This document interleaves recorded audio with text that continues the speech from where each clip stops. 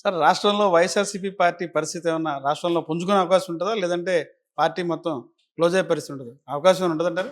ఆంధ్ర రాష్ట్రంలో పిల్ల Congress YCP party యొక్క పరిస్థితి పుంజుకున్నా, లేకపోతే దానిలో ఉన్నటువంటి లోపాలని ఎంచి దాని నుంచి కొంత పవర్‌ని గుంజుకున్నా, ఎవరు షర్మిల గారు గుంజుకున్నా, దానికి వచ్చేటువంటి ఆ తల్లి కాంగ్రెస్, పిల్ల కాంగ్రెస్ పోట్లాడుకొని ఆళ్ళు చేసుకోవాల్సింది తప్ప ఎన్డీఏ కూటమి ఉన్నటువంటి బలం దాదాపుగా ఇచ్చినటువంటి 17% ఏదైతే ఉందో, ఈ 17% అధిగమించేటువంటి శక్తి, దానికి సంబంధించినటువంటి నమ్మకాన్ని ప్రజల్లో తెచ్చుకోవడం అనేది వైసీపీ వల్ల కానటువంటి పని.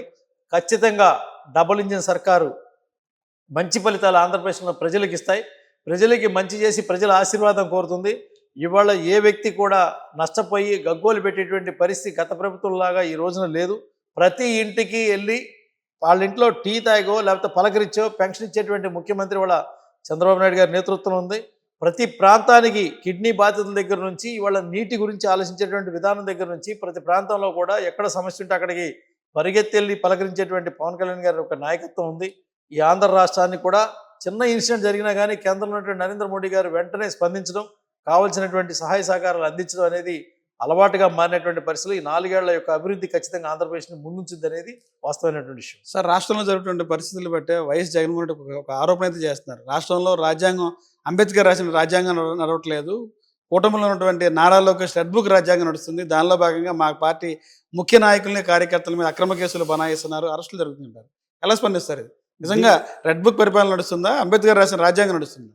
అమరావతి రైతుల యొక్క రథాన్ని నిలువరించి వాళ్ళ మీద అక్రమ కేసులు పెట్టినప్పుడు వైనం కానీ, అమరావతి మహిళలు బోనాలు ఎత్తుకొని అమ్మవారి గుడికి వెళ్తూ ఉంటే దాడులు చేపించి కాళ్ళతో తన్నేటువంటి చిత్రాలు కానీ, చంద్రబాబు నాయుడు గారు పర్యటన చేసుకెళ్ళినప్పుడు మదనపల్లి యొక్క ప్రాంతాలు ఏవైతే ఉన్నాయో ఆ ప్రాంతాల్లో జరిగినటువంటి పోలీసుల మీద జరిగినటువంటి దాడి, రక్తం చిందించినటువంటి పద్ధతి, లోకేష్ గారి పాదయాత్ర జరుగుతూ ఉన్నప్పుడు వాళ్ళ మీద చేసినటువంటి క్రమం కానీ, భారతీయ జనతా పార్టీ యొక్క కార్యక్రమాలు చేసినప్పుడు ఇళ్లల్లో కార్యకర్తలు నిర్బంధించినటువంటి అయినం కానీ, అందరినీ బంధించిన తర్వాత దొంగ ఓట్లతో అధికారం సాధించడం కోసం చేసినటువంటి ప్రక్రియ కానీ, పవన్ కళ్యాణ్ గారిని అడ్డగించి హోటల్లో ఉంచి బయటకు రానివ్వకుండా చేసినటువంటి వైనం కానీ, నడిరోడ్డు మీద నిలబెడితే నడిరోడ్డు మీద పడుకుని ప్రజలు నిరసన చేసిన పద్ధతి కానీ, రాజమండ్రిలో గర్జించినటువంటి వైనం కానీ, ఇవన్నీ మచ్చుకి మనం అనుకుంటా ఉన్నాం, మర్చిపోలేనటువంటి అంశాలు. తలలెత్తికెళ్ళటం, కాళ్ళు ఎత్తికెళ్ళటం, రిగ్గింగులు చేయటం, వాళ్ళు దడిపించటం, అవసరమైతే వాళ్ళ ఇళ్లలో గంజాయి ప్యాకెట్లు పెట్టడం, మందు బాటిళ్ళు పెట్టడం, వీడియో కెమెరాలు తిరిగిపోవటం, దురదృష్టకరమైనటువంటి దుర్మార్గపు రాజకీయాలు జరిపినటువంటి వైసీపీ పార్టీకి ప్రజలు ఇచ్చినటువంటి మూల్యం 11 అంకె. 11 మంది ఎమ్మెల్యేలు తప్ప మీ పార్టీకి చాలరని చెప్పినటువంటి మాట. ఏ రాజకీయ నాయకుడి వారసుడుగా ఏ వ్యక్తికి దక్కనటువంటి అదృష్టం, గౌరవం జగన్మోహన్ రెడ్డి గారికి దక్కింది. చేతులారా తన ముందు వచ్చినటువంటి ఆహారాన్ని తన కాళ్లతో తను తన్నుకొని ఆహారంలో మట్టి పోసుకున్నటువంటి రాజకీయ నాయకుడిగా జగన్మోహన్ రెడ్డి గారిని పేర్కోవాల్సిన పరిస్థితి. ఎందుకు ప్రజలు చేత్కరించుకున్నారో, వాళ్ళ ఎమ్మెల్యేలని చీకొట్టారో, వాళ్ళు చేసినటువంటి దుర్మార్గమైనటువంటి పరిపాలన ప్రక్రియ ఏ రకంగా జరిగిందో దాన్ని దృష్టిలో ఉంచుకోకుండా మళ్ళీ నేను వస్తా, నేను వస్తే తేలుస్తా, ఆ రాజ్యాంగం వేరు, ఈ రాజ్యాంగం వేరు, నాడు కూడా చెప్పారు రాజారెడ్డి రాజ్యాంగాన్ని నడుపుతున్నారని చెప్పినటువంటి మాట మనం మర్చిపోతుంది. అంబేద్కర్ గారు రాజ్యాంగంలో ఎక్కడన్నా సీతానగరంలో దళితుడికి గుండు కొట్టమని చెప్పారా? అంబేద్కర్ గారు రాజ్యాంగంలో ఎక్కడైనా ఒక డాక్టర్ని నడి రోడ్డు మీద పిచ్చివాడిని చేయమని చెప్పారా? అంబేద్కర్ గారు రాజ్యాంగంలో ఎక్కడైనా అబ్దుల్ సలాం అనేటువంటి నంజాల్లో రైలు కింద పడి చచ్చిపోయేటట్టు చూడమని చెప్పారా? అంబేద్కర్ గారు రాజ్యాంగంలో ఎక్కడైతే అత్యాచారానికి గురించి ఆదిశా లాంటి వాళ్ళ గురించి చెప్పారా? గిరిజనులు ఏడిపించుకొని తిన్నటువంటి గిరిజన ఎమ్మెల్యే ఈ రోజున ఏమైపోయాడు? బీసీలని పట్టుకోకుండా బీసీలని విడదీసి ముక్కలుగా చేయాలని ప్రయత్నం చేసినటువంటి ప్రాంతాలు ఏమైపోయింది? సనాతన ధర్మం మీద దాడి చేసి వాళ్ళని మతాలు మార్చేలా చేసి వాళ్ళ ప్రోత్సాహాలు ఇచ్చి ఎక్కడైతే అంబేద్కర్, జగజీవన్ రావు గారి విగ్రహాలు ఉన్నటువంటి ప్రాంతాలు ఉన్నాయో వాటి దగ్గర ఉన్నటువంటి దళితుల్ని మాయం చేసి క్రైస్తవులను తయారు చేసి స్వార్థపూరితమైన రాజకీయాలతో నేను, నా మైనార్టీలు, నా దళితులు, నా బీసీలు అనేటువంటి సమాజాన్ని విడగొట్టాలని ప్రయత్నం చేసినటువంటి దుర్మార్గపు రాజకీయం ఏదైతే ఉందో దానికి శర్మగీతం పలికారు, ఇంటికి పంపించారు.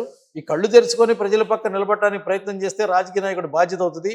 ఆ కళ్ళు ఇంకా తెరవకుండానే అదే కండకావరంతో మాట్లాడేటువంటి ప్రయత్నం చేస్తే ఇక దానికి ప్రజలు ఇచ్చేటువంటి మూల్యం ఇంకొకసారి కనపడతారేమో. ఆ కనపడేటువంటి అవకాశం కూడా లేకుండా చేసేటువంటి పరిస్థితి ఉంటుంది. వాస్తవమైన విషయం. సార్ ఇప్పుడు రాష్ట్రంలో అక్రమ అరెస్టులు, రాజకీయ కక్షలు జరుగుతుంది అనేది వైసీపీ పదే ప్రధానమైన ఆరోపణ. ఇలాంటి అక్రమ అరెస్టులకి, రాజకీయ కక్షలకి పోలీసు చూడడం జరుగుతుందనే దానికి బీజేపీ దీన్ని ప్రోత్సహిస్తుందా, దీన్ని వ్యతిరేకిస్తుందా? పిన్నెల్లి రామకృష్ణారెడ్డి పోలిట్ బూత్లోకి వెళ్ళాడు. ఎందుకు వెళ్ళాడయ్యా అంటే పోలిట్ బూత్లో ఉన్నటువంటి బ్యాలెట్ సంబంధించినటువంటి బాక్సును పగలగొట్టడానికి కాదంట, ఈవీఎంను పగలగొట్టా కాదు, అక్కడ పాము దూరిందంట, పట్టుకోవడానికి వెళ్ళాడు. ఇలాంటి కథలు చెప్పడంలో వైసీపీలో ఇలాంటి భక్తులు చాలామంది ఉన్నారు. వాళ్ళు చెప్పేటువంటి కథలు నమ్మటానికి ప్రజలు ఎక్కడ సిద్ధంగా లేనటువంటి పరిస్థితి. హత్యా రాజకీయాలు జరుగుతున్నాయనంటే ప్రజలను చైతన్యవంతం చేసేటువంటి ప్రక్రియలో చేయాల్సినటువంటి పరిస్థితి. నిన్నగాక మొన్న నీకాన్వాయ్లో చనిపోయినటువంటి వాళ్ళకి బాధ్యత ఎవరు? అవకాశం దొరికితే మీరే చెప్తారు. అవసరమైతే దాన్ని సంబంధించిన వ్యక్తులు తెలుగుదేశం వాళ్ళని వీళ్ళని ఇది రాజకీయంగా ఒకళ్ళ మీద ఒకళ్ళు వేసుకున్నటువంటి అభాండాలు తప్ప పూర్తి స్థాయిలో విచారణ చేస్తే వచ్చేంతే ఏ రాయి తీసినారో ఆ రాయి జరుగుతుంది. మనం విజయవాడలో గులకరాయి దాడి చూసాం.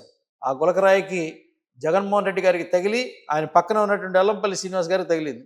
తగలటం ఎంత బలంగా తగిలిందంటే రెండో రోజుకి జగన్మోహన్ రెడ్డి గారు కట్టు తీసేశారు, పైన స్టిక్కర్ తీశారు. కానీ వెల్లంపల్లి శ్రీనివాస్ గారు 4 రోజులు ఉంది ఆయన. 4 రోజుల పాటు ఆయన కన్ను మొత్తం మూసేసుకొని ఎలక్షన్లో ప్రచారం చేశాడు. ప్రజలు అమాయకులు కాదు, నమ్మలేదు.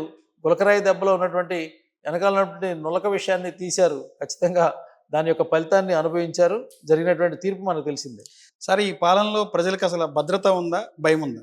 ప్రజలకి ఈ పాలన పట్ల గౌరవం ఉంది. ఒక అనుభవం ఉన్నటువంటి నేత రాష్ట్రాన్ని పరిపాలిస్తే, చట్టానికి ఇవ్వాల్సినటువంటి గౌరవం ఇస్తే, పోలీసు వ్యవస్థని, న్యాయ వ్యవస్థని, మిగతా ఉన్నటువంటి అంగాలు ఏవైతున్నాయో వాటిని అన్నిటి కూడా పరిపూర్ణమైనటువంటి స్వేచ్ఛనిచ్చి ప్రజల్ని పాలించమని ఇస్తే ఏర్పడేది గౌరవమే తప్ప భయం ఉండదు. భయం మనం గతంలో చూసాం. పోలీస్ స్టేషన్కి వెళ్ళేటువంటి పరిస్థితి, ఫిర్యాదుదారుడు లేనటువంటి వాతావరణం చేశాం. భక్తి లేకపోతే చంపేస్తారన్న దాంతో భక్తి నటించినటువంటి వైనం కూడా చూసాం. ఈ రోజున ఏ ప్రాంత ప్రజలైనా సరే ముందు మేము స్వేచ్ఛగా బతుకుతున్నాం అనేటువంటి నమ్మకంతో పరిస్థితి ఈ రోజున ఆ 2 సంవత్సరం క్రితం జరిగినటువంటి ఎన్నికలు ఇచ్చినటువంటి మార్పు అనేది వాస్తవమైనటువంటి విషయం అనేది గమనించమని కోరుతా ఉన్నాను.